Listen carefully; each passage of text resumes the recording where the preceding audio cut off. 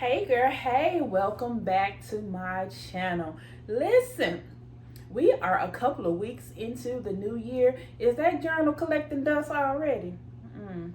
Well, that's what I want to talk to you about today. Today, I want to talk about why are you not consistent with your journal. But before I get into that, let me introduce myself. My name is Indiana Tuggle. I am an author, I am a speaker, and I am a journal coach. And I create, of course, books, planners, and journals to help women like you to heal, grow in Christ, and achieve your dreams. And you can learn more about me and those books and journals at indiewrites.com. And yes, the link will be in the description. Now that we got that out the way, girl, how many more journals and planners you gonna buy? How much more money are you going to waste before you finally figure out why you can't be consistent, right? So today I want to give you 4 reasons you may not be consistent, and I've walked through all of this, so I'm gonna help you out a little bit. The first thing is you fail to identify a need. Listen, them impulse buys be great. You be hyped in the moments. You know, that journal was pretty. It was designed so pretty and they marketed it so well. Or maybe your girlfriend got one and she was telling you how great it was. So you just bought it. Didn't even think about it, just bought it. But you have to identify what you need it for. The statistics have shown that there are a plethora of benefits to journaling and planning things out. However, if none of that appeases to you, if you don't care nothing about none of that, that journal, that planner is going to continue to collect dust, right? Yes, journaling will help you build your emotional intelligence. Yes, journaling will help you release your feelings. Absolutely, positively, yes. Planning things out will help you achieve your dreams. Absolutely, yes. Journaling and a gratitude journaling will help you to feel more joy along your day and help you to release your emotions. All of that is true. However, what benefits you? You have to identify your why, right? You have to identify what problem it will solve for you. What ails you, right? What do you need it for? And the second reason why you're not consistent is you fail to assess your capacity before determining your consistency. We always tend to jump straight to consistency. And you know what? You don't have to journal daily. Breathe, woosah, let it out. I'm going to free yourself. Nobody says you have to do it every day. Listen, life be lifing. You got things to do. You got a job, you got a husband, you got children, you got family members, you got co-workers, you got all kind of stuff that you're dealing with on a daily basis. Your consistency plan might not be daily. So, and daily journaling is not a requirement for your growth and achieving your goals. But what is a requirement is you must assess what you have time for. Listen, I've been journaling.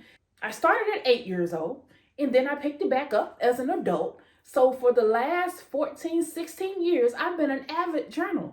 And guess what? I still don't journal every day.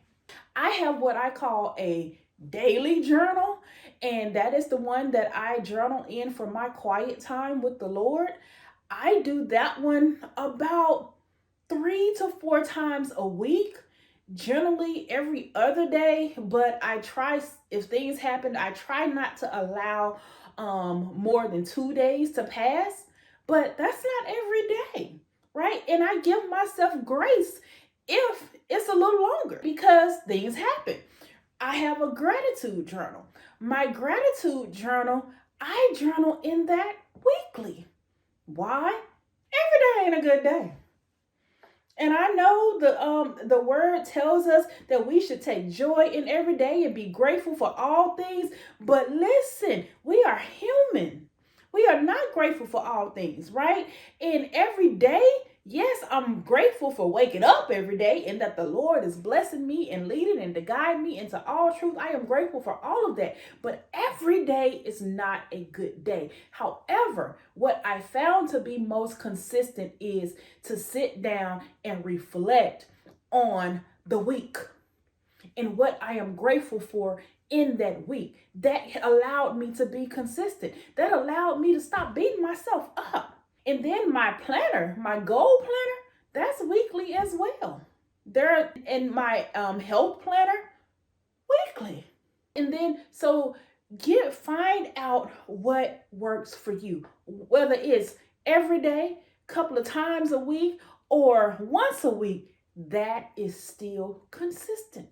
Now, if you just gonna procrastinate and throw it to the side and not do it at all, that's a different story. But whatever you decide upon, whatever you agree upon, that is considered consistent. And then how I stick to that, I just schedule it in my calendar. I put it on my calendar, set it as an alarm that I am going to journal on this day and keep it moving. Especially for my weekly ones, I journal every Sunday. I sit and review and reflect.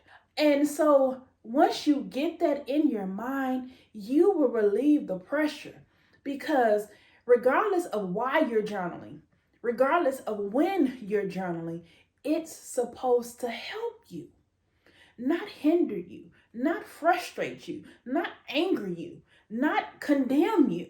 Which brings me to the third reason you're not consistent. It's because you are ashamed of your progress.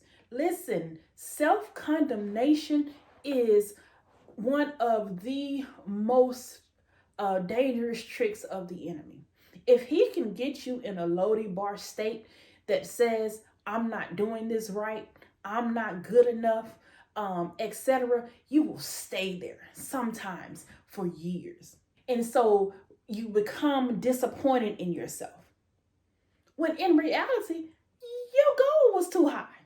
In reality, like I mentioned, you didn't assess your capacity. So sometimes for me, what I do is when I first started planning, I used to write out a list of everything I wanted to do, everything I wanted to get done, and write out a plan and a strategy for it. But then as I started to walk that thing out, I realized, Indiana, you can't do all that in a year. Are you crazy? Like, who told you you had to have 5-6 goals in every area of your life? Who told you that? And I'm one of those people that if I see a lot on my plate, I just don't want to do nothing. I'm going to go lay down, get somebody else to do it. So I was setting myself up for failure. No, ma'am, you write out 1 or 2 goals. Then when you finish, you move on to something else. Celebrate yourself and move on. So sometimes you can be ashamed of your progress while at the same time overwhelming yourself is what's causing your shame. So you have to let that go and give yourself grace. That was my word for last year. Indiana, give yourself grace, because you are doing the dang thing. No, you didn't reach your health goals. You didn't lose the weight that you said you wanted to lose. But everything else on the list, you did that. So celebrate yourself. And then give yourself grace to continue the journey. And I'm giving myself grace to make my health a priority and to not beat myself up if I can't lose a freaking 100 pounds in a year. Why didn't do that? So, which brings me to the fourth thing. Perhaps your planner or journal had time constraints that intimidated you. Listen, maybe you're one of those people who don't like forced routine and you didn't know it. What is forced routine? That is what I call journals that tell you you're supposed to complete it in 30 days. Like, it's a 30-day journal. You know, it's a 90-day journal.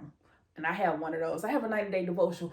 Perhaps it's a 7-week process. You gung-ho for the first day, then day 2 come, and now your child done got in trouble at school, and you had to go to the parent-teacher company, then you come home, you got to rush and do dinner, and before you know it, it's the 10 o'clock before you even get a chance to lay down. And you done missed day 2, And so now you upset because you go pick up the journal and you're supposed to be on day 3, but you done skip day 2, so now you feel bad. Or maybe the dates on the calendar even intimidate you. That is one of the reasons why when I created my reclaiming my temple planner, which is a weight loss journal for emotional eaters, I made it undated. In fact, all of my planners are undated because I wanted to give myself grace if I skipped. If I skipped a month, if I was gung-ho in January, then February came, for me, I was gung-ho in January, gung-ho in February, then March is my birthday month. So I clowned in March, so I would skip March. But guess what? In my planner, I ain't have to skip. I just moved right on to the next month and just wrote March at the top, and so that relieved the pressure from me. Because sometimes dates and days can intimidate you. So if you know that you can't commit to daily, if you know that you can't commit to something monthly, or that is such a struggle to you that you're on and off, stop buying dated planners. Stop buying dated journals and free yourself to be spontaneous. Stop trying to force yourself into a routine you may not be ready for. So that's really all that I wanted to talk about, and I hope you enjoyed that. And if you made it this far, please make sure that you click like and subscribe to my channel, and meet me back here next week. Smooches.